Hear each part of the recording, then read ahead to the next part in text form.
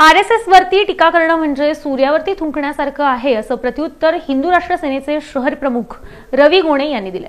वंचित बहुजन आघाडीचे युवा नेते सुजात आंबेडकर यांनी सोलापुरात राष्ट्रीय स्वयंसेवक संघावर टीका केली होती। त्यांच्या या टीकेला हिंदू राष्ट्र सेनेचे शहर प्रमुख रवी गोणे यांनी उत्तर दिलं। राष्ट्रीय स्वयंसेवक संघ कधीच जातीभेद करत नाही। मी स्वतः चर्मकार समाजातून असून गेली 22 वर्ष संघ स्वयंसेवक म्हणून काम करत आहे।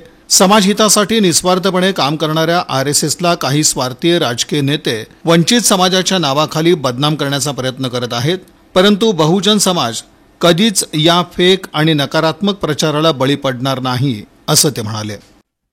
महापालिकेच्या निवडणुकीचा संधी साधून वंचित आघाडीच्या नेत्यांनी आरएसएसवर टीका करून बहुजन समाजाचं माती भडकवण्याचं काम सुरू केलेलं आहे।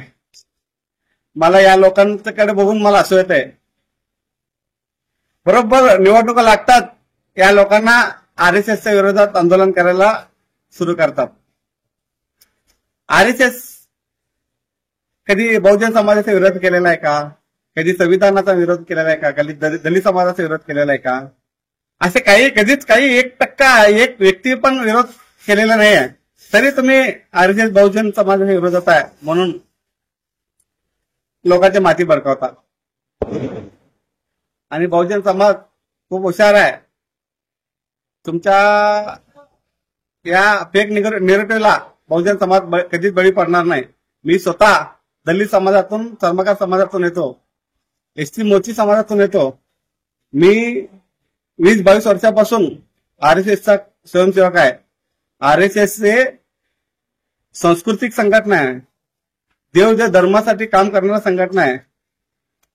सगळा समाज 18 पगड जाती 12 बोलीचे दार, जे छत्रपती शिवाजी महाराजांचा स्लोगन आहे, जातीभेद उभा जाळावा आणि हिंदुत्व तुका मिळवावा। या हिंदू म्हणजे कोण आहे? यामध्ये बौद्ध पण आले, दलित आले, जैन आले, सगळं ब्राह्मण आले, लिंगायत आले, मराठा, धनगर, ताळी, माळी, कोळी सगळे समाज आले। याला 18 पगड जाती 12 बोलीदारांना एक सोबत घेऊन राष्ट्रीय स्वयंसेवक संघ हे देव धर्माचं काम करत असतंय।